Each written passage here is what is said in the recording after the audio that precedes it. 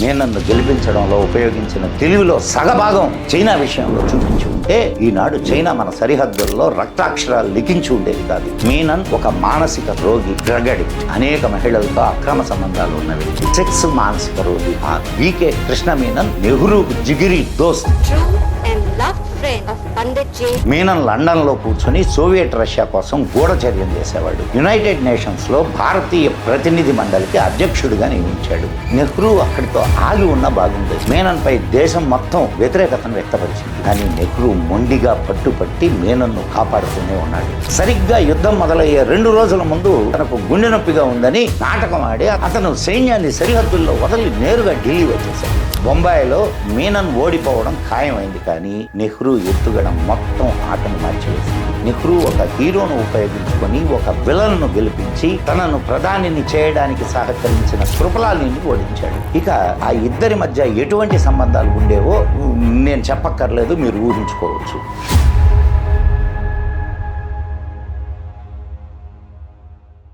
నమస్తే, సదావత్సలే మాతృభూమే. నమస్కారం మిత్రులారా, నేను మీ మదన్ గుప్తా. 1962 చైనా యుద్ధానికి నిజమైన విలన్స్ ఎవరయ్యా అంటే నెహ్రూ, మీనన్లు. పండిత జవహర్లాల్ నెహ్రూ. ఈ పేరు వినగానే ఈ దేశంలోని లిబరల్ సెక్యులర్ మేధావులు అని చెప్పుకుంటూ తిరిగేవారు భయపడతారు, కంగారు పడతారు. భారత వీరుడు చాచా నెహ్రూ రహస్యాలు ఇంకేం బయటకు వస్తాయో అని బెదిరిపోతూ ఉంటారు. అంతేకాకుండా ప్రతిదానికి నెహ్రూ పేరు ఎందుకు బయటకు తీసుకొస్తారు అని ఎదురుదాడి కూడా చేస్తుంటారు. కానీ గల్వాన్ పరిణామాలు, చైనా సరిహద్దుల్లో జరుగుతున్న విషయాలకు మూలాలను తెలుసుకోవాలి అంటే, వాటిని గురించి చర్చించాలి అంటే నెహ్రూ పేరు తలుచుకోకుండా అది సాధ్యం కానే కాదు. చైనాతో ఉన్న సమస్యకు మూల కారణం ఎవరు అనేది ప్రశ్నించుకుంటే అది కేవలం జవహర్లాల్ నెహ్రూ ఒక్కడే. చైనా భారత్పై దురాక్రమణ చేయడం నెహ్రూ చేసిన హిమాలయన్ బ్లండర్ గా ప్రఖ్యాతిగాంచింది. హిమాలయన్ బ్లండర్ అంటే హిమాలయాలంత పెద్ద తప్పిదం అని. నిజం చెప్పాలంటే చైనాతో నెహ్రూ చేసిన తప్పిదం గురించి వ్రాయాలి అంటే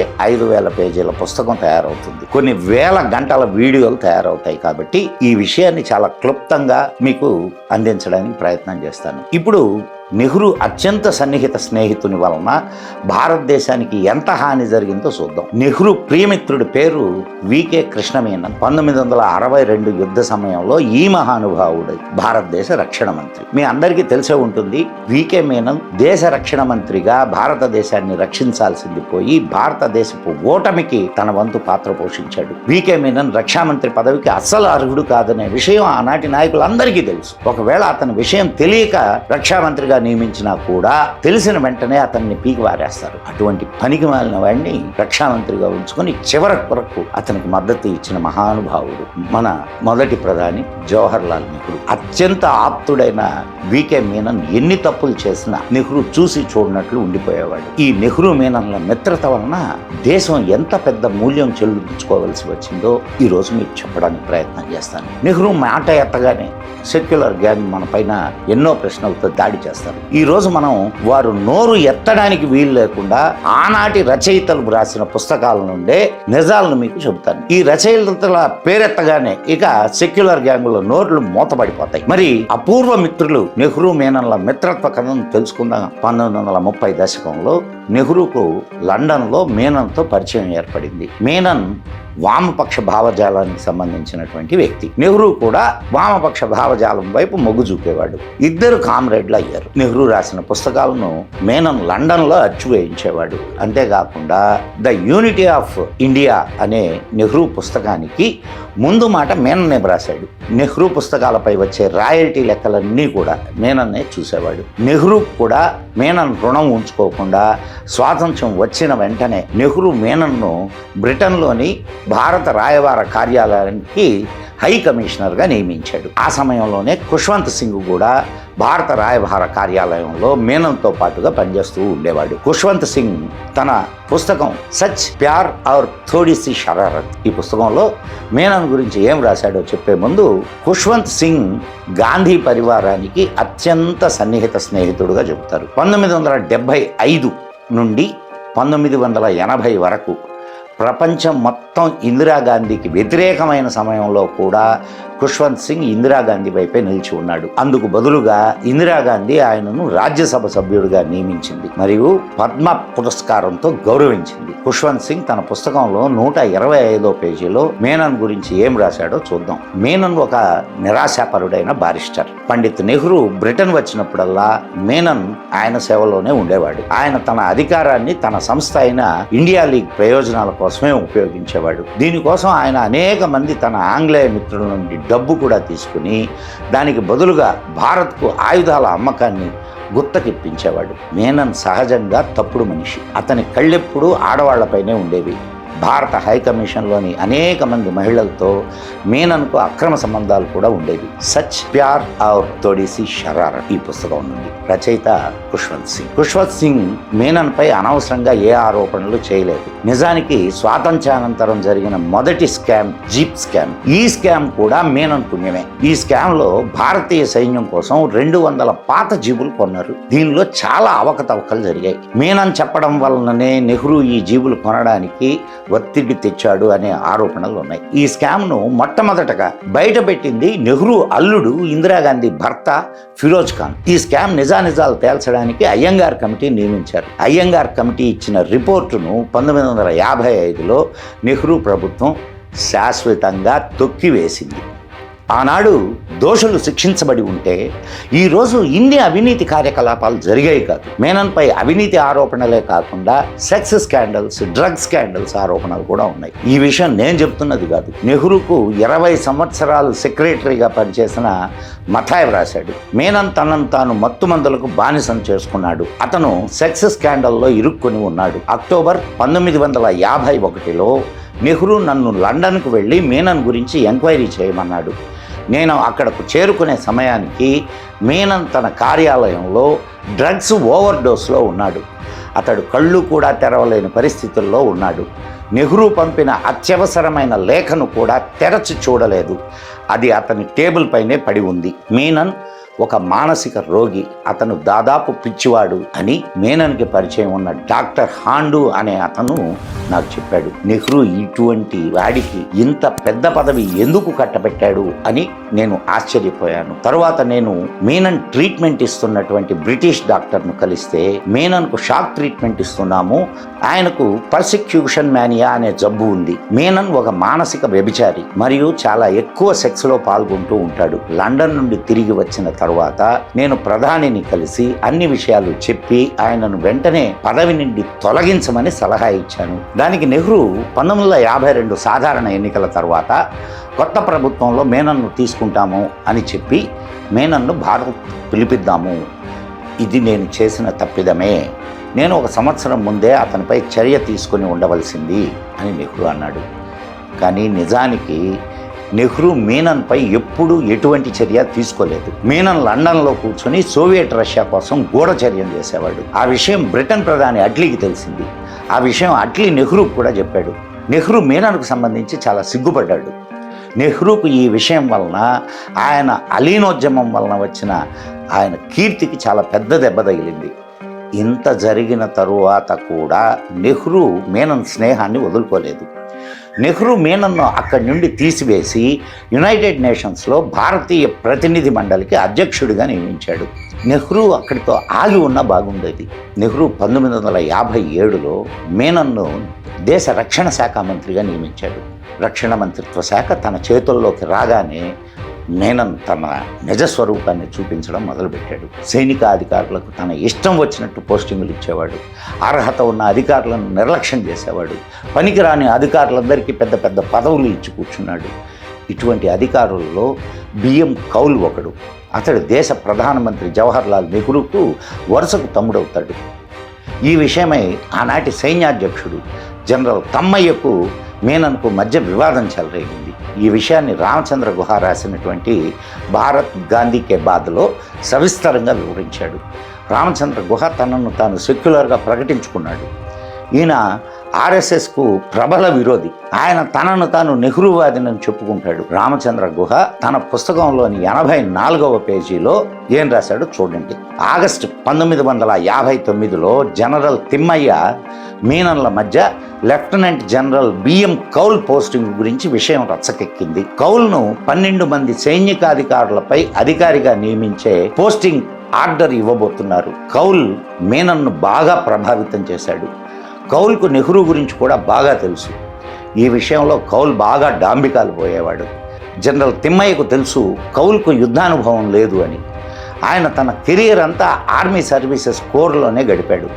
కానీ రక్షామంత్రి మీనన్ కౌల్కు చీఫ్ జనరల్ స్టాఫ్గా ప్రమోషన్ ఇచ్చినందుకు జనరల్ తిమ్మయ్య ఆగస్టు 31, 1959న తన రాజీనామా విషయాన్ని ప్రధాని నెహ్రూకు తెలియజేశాడు. కానీ నెహ్రూ కోరికపై జనరల్ తిమ్మయ్య తన రాజీనామా వెనక్కు తీసుకున్నాడు. కానీ జనరల్ తిమ్మయ్య కౌల్ గురించి చెప్పిన విషయాలు 3 సంవత్సరాల తర్వాత నిరూపించబడ్డాయి. 1962లో చైనా భారత్పై యుద్ధం ప్రకటించింది. సరిగ్గా యుద్ధం మొదలయ్యే 2 రోజుల ముందు కౌల్ తనకు గుండె నొప్పిగా ఉందని నాటకం ఆడి అతను సైన్యాన్ని సరిహద్దుల్లో వదిలి నేరుగా ఢిల్లీ వచ్చేశాడు.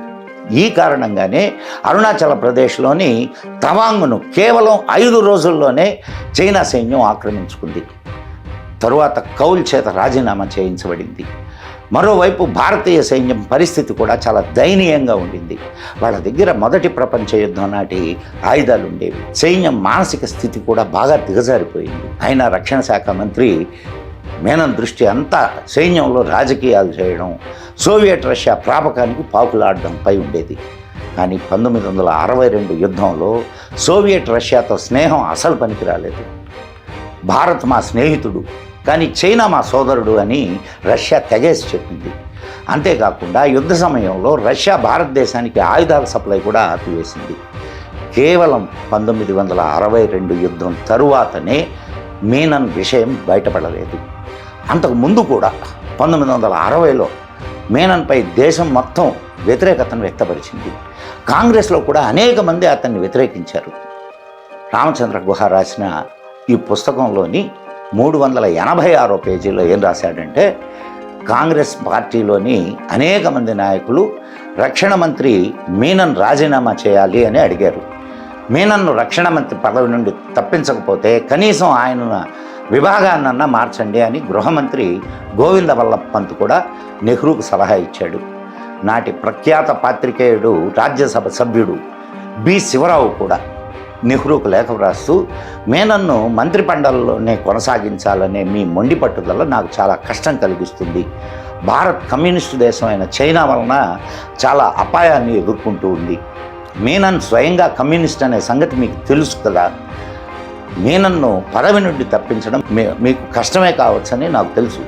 కానీ ఈ సమయంలో దేశం చాలా ఆపదలను ఎదుర్కొంటున్నది. కానీ నెహ్రూ మొండిగా పట్టుపట్టి మీనన్ను కాపాడుతూనే ఉన్నాడు. హద్దులు దాటి మరీ మీనన్ను కాపాడేవాడు నెహ్రూ. మీనన్ను కాపాడడంలో దేశ సరిహద్దులకు సంబంధించి కానీ తన పాత మిత్రుల గురించి కానీ ఆలోచించేవాడు కాదు. మీలో చాలామందికి తెలియకపోవచ్చు, ప్రధాని పదవికి మొదట సర్దార్ పటేల్ని ఎన్నుకున్నారు. కానీ నెహ్రూ కోసం ఆయన తప్పుకున్నాడు. ప్రధాని పదవికి అర్హత ఉన్న 2వ వ్యక్తి ఆచార్య కృపలాని. ఆయన కూడా నెహ్రూ కోసం తప్పుకున్నాడు. కానీ మీనన్ను రక్షించడానికి నెహ్రూ ఆచార్య కృపలాని రాజకీయ జీవితాన్ని తుడిచిపెట్టాడు. 11 ఏప్రిల్ 1961న ఆచార్య కృపలాని పార్లమెంట్లో మీనన్కు వ్యతిరేకంగా ఒక చారిత్రాత్మక ఉపన్యాసాన్ని ఇచ్చాడు. ఆయన చైనా ఆక్రమణకు నెహ్రూ మీనన్లే కారణమని గట్టిగా వాదించాడు. స్వాతంత్ర్యం కోసం మనం ఆంగ్లేయుల తుపాకులకు కూడా భయపడలేదు. అలాగే ఈ పరిస్థితుల్లో ఈ ప్రభుత్వానికి వ్యతిరేకంగా పోరాడవలసిన అవసరం ఉంది అని కాంగ్రెస్ సభ్యులను ఉద్దేశించి ప్రసంగించాడు. కృపలాని మీనన్ను పదవి నుండి తప్పించడానికి శతవిధాల ప్రయత్నం చేస్తున్న సమయంలోనే సాధారణ ఎన్నికలకు నోటీస్ జారీ అయింది. కృపలాని తనకు పెట్టని కోట అయిన బీహార్లోని సీతామఢీ సీటును వదిలి మీనన్ పోటీ చేస్తున్న బొంబాయి నియోజకవర్గంలో నిలబడతాను అని ప్రకటించాడు. మీనన్ను ఓడించి చైనా పంజా నుండి భారత్ను రక్షించాలి అనేది కృపలాని ఆలోచన. కానీ నెహ్రూ మీనన్ను గెలిపించడానికి కావలసిన అన్ని ఏర్పాట్లు ముందే చేసి ఉంచాడు. సరిగ్గా 2 నెలల ముందు, అంటే 18 డిసెంబర్ 1961 భారత సైన్యం గోవాపై దాడి చేసి గోవాను పోర్చుగీస్ వారి నుండి విముక్తం చేసింది. మన సైన్యం 48 గంటల్లో గోవాను ఆక్రమించుకున్నారు. 1947 నుండి గోవాను విముక్తం చేయాలనే డిమాండ్ ఉండేది, కానీ నెహ్రూ దాన్ని దాటవేస్తూ వచ్చాడు. ఇప్పుడు హడావుడిగా ఈ సమయంలో గోవాను విముక్తం చేయడం అందరికీ ఆశ్చర్యాన్ని కలిగించింది. అసలు రహస్యం ఏమిటంటే, గోవా విముక్తిని చూపించి నెహ్రూ మీనన్కు ఎన్నికల లాభాన్ని చేకూర్చిపెట్టాడు. నెహ్రూ భక్తులు ఈ విషయాన్ని ఒప్పుకోరు. కాబట్టి మరలా ఒకసారి నెహ్రూ భక్తుడే అయిన రామచంద్ర గుహ రాసిన పుస్తకంలోని విషయాలను మీకు అందిస్తాను. ఆయన తన పుస్తకంలోని 407వ పేజీలో ఇలా వ్రాశాడు: గోవా ఆపరేషన్ విజయ్పై చాలా ప్రశ్నలు ఉదయించాయి. ఈ పని 1960 డిసెంబర్లోనో లేదా 1962లోనో ఎందుకు చేయలేదు అని ప్రజలు ప్రశ్నలు లేవనెత్తారు. గోవాను స్వతంత్రం చేయాలనే కోరిక చాలా పాతదే. ఎన్నికలు జరగనున్నాయి కాబట్టి ఈ దాడి జరిగిందనే అనుమానాలు ఉన్నాయి. ప్రత్యేకంగా ప్రధానమంత్రి సన్నిహితుడైన మేనన్ ఎన్నికను దృష్టిలో ఉంచుకొని భారత సైన్యం గోవా వైపు వెళ్లడం మొదలుపెట్టిన సమయంలో మేనన్ గోవా సరిహద్దులను పర్యవేక్షించాడు. రక్షామంత్రి మీనన్ 2 దండయాత్రలు నడుపుతున్నాడు. ఒకటి గోవా దండయాత్ర, రెండవది 1962లో జరగబోయే ఎన్నికల దండయాత్ర అని అమెరికాకు సంబంధించిన న్యూయార్క్ టైమ్స్ పత్రిక ప్రచురించింది. దీనికి ముందు బొంబాయిలో మీనన్ ఓడిపోవడం ఖాయమైంది, కానీ నెహ్రూ ఎత్తుగడ మొత్తం ఆటను మార్చివేసింది. బొంబాయిలో గోవా సమస్యకు ప్రాధాన్యం ఉంది. గోవాలో నివసించే మరాఠాలు పోర్చుగీసు పాలనకు వ్యతిరేకంగా ఉద్యమాలు చేస్తూ ఉండేవారు. పోర్చుగీసు అత్యాచారాలు కూడా చాలా ఎక్కువగా మరాఠాలపైనే జరిగేది. ఈ కారణంగా గోవా విముక్తం కోసం బొంబాయిలో కూడా ఎక్కువ ఉద్యమాలు జరుగుతూ ఉండేవి. నెహ్రూ గోవా విజయాన్ని మీనన్ విజయంగా అభివర్ణించాడు. ఈ మాట నేను చెబితే నెహ్రూను ఆరాధించే గుడ్డి భక్తులు నమ్మరు, కాబట్టి రామచంద్ర గుహ పుస్తకంలోని 408వ పేజీలో ఏం రాశాడో చూద్దాం. ప్రధానమంత్రి నెహ్రూ మీనన్ ఎన్నిక తన ఎన్నికలాగా భావించాడు. ఎన్నికల ప్రచారంలో మీనన్ను సమర్థిస్తూ దేశం మొత్తానికి సందేశం ఇచ్చేవాడు. సాంగ్లీ, పూనా, బడౌదాలలో మీనన్ ఓటమి తన సామ్యవాద మత నిరపేక్ష ఆశయాలకు ఓటమి. మీనన్కు నెహ్రూ సమర్థన ప్రచారాలతో చాలా లాభం చేకూరింది. గోవా విముక్తం వలన కూడా చాలా లాభం వచ్చింది. ఎందుకంటే అతను పోటీ చేస్తున్న బొంబాయి నియోజకవర్గంలో ప్రజలు చాలా సంతోషపడ్డారు. ఈ ఎన్నికల్లో నెహ్రూ మీనన్ను గెలిపించడానికి మరో ఎత్తు వేశాడు. ఈ ఎన్నికల్లో ఆనాటి సూపర్ స్టార్ దిలీప్ కుమార్ను వినియోగించాడు. దిలీప్ కుమార్ ర్యాలీలు నిర్వహించాడు. ఈ విషయాన్ని దిలీప్ కుమార్ తన ఆత్మకథ వజూద్ ఔర్ పర్చాయిల్లో చాలా విపులంగా వ్రాశాడు. పండిత్ జవహర్లాల్ నెహ్రూ స్వయంగా నాకు ఫోన్ చేసి చెప్పాడు, మీరు కొంత సమయం బొంబాయిలోని కాంగ్రెస్ ఆఫీస్కు వెళ్ళి వికే కృష్ణ మీనన్ను కలవగలరా? నేను పండిత్ గారి అభ్యర్థనను గౌరవించి మీనన్ను కలవడానికి బొంబాయి జుహూలోని కాంగ్రెస్ కార్యాలయానికి వెళ్ళాను. పోటీ గట్టిగా ఉంది. మీనన్ తన కోసం ర్యాలీ నిర్వహించమని కోరాడు. నేను మొదటిసారి ర్యాలీ చేయడానికి చేరుకోగానే అక్కడ సమూహంలో సంతోషం, ఉత్సాహం పెల్లుబికాయి. వారి అరుపులు, పిలుపులు నాకు వినిపించాయి. నేను గాలి గట్టిగా పీల్చుకొని 10 నిమిషాలు మాట్లాడాను. నా ఉపన్యాసం పూర్తి కాగానే నా చెవులు చిల్లులు పడేలా చప్పట్లు వినిపించాయి. ఇలా మీనన్కు ప్రచారం చేస్తూ అనేక సభల్లో మాట్లాడాను. తరువాత కాంగ్రెస్కు ప్రచారం చేయడం నా నిర్ధారిత కార్యాలలో ఒకటిగా మారిపోయింది. కృష్ణ మీనన్ ఎన్నికలలో గెలిచాడు. మిత్రులారా, నెహ్రూ ఒక హీరోను ఉపయోగించుకొని ఒక విలన్ను గెలిపించి రాజకీయ సాధువు తనను ప్రధానిని చేయడానికి సహకరించిన కృపలాలిని ఓడించాడు. ఈ ఎన్నికల్లోనే మరో హీరో బలరాజ్ సహానీని ఉపయోగించుకుని అటల్ బిహారీ వాజ్పేయిని బలి చేశాడు. ఆ రోజుల్లో నెహ్రూకు వాజ్పేయి కంటకంగా ఉండేవాడు. మీనన్కు విరుద్ధంగా పార్లమెంట్లో మాట్లాడేవాడు. బలరాంపూర్లో అటల్జీని ఓడించడానికి అక్కడకు బలరాజ్ సహానీని పంపించి ఓడించాడు. బలరాజ్ సహానీ 2 రోజుల ప్రచారం చేశాడు. అయినా కూడా అటల్జీ అది కొద్ది ఓట్ల తేడా, అంటే 2052 ఓట్ల తేడాతో ఓడిపోయాడు. చలనచిత్ర హీరోలను ఉపయోగించడం అనేది మొట్టమొదట ప్రజాస్వామ్య రక్షకుడునని చెప్పుకునే మన ప్రథమ ప్రధాని నెహ్రూతోటే మొదలైంది. సామదాన దండ భేదాలు ఉపయోగించి నెహ్రూ మీనన్ను గెలిపించాడు. కానీ అతని వలన 1962 చైనా యుద్ధంలో భారత్ ఓడిపోవలసి వచ్చింది. మేనన్ను గెలిపించడంలో ఉపయోగించిన తెలివిలో సగభాగం చైనా విషయంలో చూపించి ఉంటే ఈనాడు చైనా మన సరిహద్దుల్లో రక్తాక్షరాలు లిఖించి ఉండేది కాదు. 1962 భారత అపజయం తర్వాత కూడా నెహ్రూ మేనన్పై ఉన్న ప్రేమ ఏమాత్రం తగ్గలేదు. ఓటమి తర్వాత కూడా మేనన్ను రక్షించడానికి నెహ్రూ శతవిధాలా ప్రయత్నించాడు. అంతేకాకుండా మేనన్ కోసం జనరల్ పిఎం థాపర్ని కూడా బలిపశువుం చేశాడు. ఇవి నేను చెప్తున్నటువంటి మాటలు కాదు, భారతదేశంలో ప్రసిద్ధ లేఖకుడు కులదీప్ నయ్యర్ మాటలు. నెహ్రూ భక్తులారా, కులదీప్ నయ్యర్ పెద్ద సెక్యులర్ లిబరల్గా గుర్తింపబడ్డాడు. నెహ్రూను తన హీరోగా పరిగణిస్తాడు. తన హీరో గురించి తన ఆత్మకథ ఏక్ జిందగీ కాఫీ నహీ హైలో 150వ పేజీలో ఏం రాశాడో చూద్దాం. బోమ్డిలా పోస్టులకు చేతి నుండి జారిపోవడంతో జనరల్ థాపర్ నెహ్రూను కలవడానికి వెళ్ళాడు. ఆయన భారతీయ సైన్య మర్యాదలను నెహ్రూకు తన రాజీనామా విషయాన్ని చర్చించడానికి వెళ్ళాడు. చాలా రోజుల తర్వాత నెహ్రూ ముఖంలో చిరునవ్వు వెలిసింది. ఆయన చాలా ఉత్సాహంగా జనరల్ థాపర్ చెయ్యి పట్టుకుని, థ్యాంక్ యూ, ఇందులో మీ తప్పేమీ లేదు. రెండవ రోజు ఉదయాన్నే మరలా జనరల్ నెహ్రూను కలవడానికి వెళ్ళాడు. అప్పుడు నెహ్రూ, జనరల్, నిన్న రాత్రి నువ్వు నాతో అన్నది గుర్తుంది కదా, నీ రాజీనామా నాకు రైటింగ్లో ఇవ్వు అన్నాడు. జనరల్ థాపర్ తన రాజీనామాను లిఖితపూర్వకంగా ఇచ్చాడు. నెహ్రూ లోక్సభలో జనరల్ థాపర్ రాజీనామా చేతిలో పట్టుకొని ఊపుతూ ఉండడం నేను చూశాను. ఇది నెహ్రూపై వెల్లువెత్తిన సభ్యుల కోపం కొంతవరకు తగ్గడంలో కొంత సహాయపడింది. జనరల్ థాపర్ రాజీనామా తరువాత రక్షణ మంత్రి మేనన్ను సభ్యులు టార్గెట్ చేయకుండా ఉంటారు అనేది నెహ్రూ ఉద్దేశం. కొంతవరకు జరిగింది అదే. ఆ తరువాత నెహ్రూ మేనన్ను రక్షా మంత్రిత్వ శాఖ నుండి రక్షణ ఆయుధాల తయారీ శాఖకు బదిలీ చేశాడు. నెహ్రూ మేనన్ల ఈ స్నేహం, ఈ బంధుత్వం ఇతరులు ఊహించడానికి వీలు కానిది. కాంగ్రెస్లోని చదువుకున్న నాయకులు కూడా ఈనాటి వరకు ఈ సంబంధాన్ని అర్థం చేసుకోవడానికి ప్రయత్నిస్తూనే ఉన్నారు. మన్మోహన్ సింగ్ ప్రభుత్వంలో విదేశీ మంత్రి, గాంధీ పరివారానికి చాలా దగ్గర వ్యక్తి అయిన నట్వర్ సింగ్ తన ఆత్మకథ వన్ లైఫ్ ఈజ్ నాట్ ఎనఫ్లో నెహ్రూ చైనా పాలసీని అనాలోచిత అభిప్రాయాన్ని ఆలోచనారహిత అభిప్రాయంగా అభివర్ణించాడు. మరో పెద్ద కాంగ్రెస్ నేత జైరాం రమేష్ మేనన్పై 725 పేజీల పుస్తకాన్ని రచించాడు. దాని పేరు ఏ చెక్కర్డ్ బ్రిలియన్స్. ఇందిరాగాంధీ ఫిరోజ్ ఖాన్ను పెళ్లి చేసుకోవడం తనకు ఇష్టం లేదని నెహ్రూ మేనన్కు లేఖ వ్రాశాడు. మేనన్ కూడా డిప్రెషన్లో ఉన్నప్పుడు నెహ్రూకు లేఖలు వ్రాసేవాడు. నువ్వు నన్ను నిర్లక్ష్యం చేస్తున్నావు, నువ్వు లేకుండా నేను బతకలేను, ఇలా ఉండేవి ఆ లేఖలు.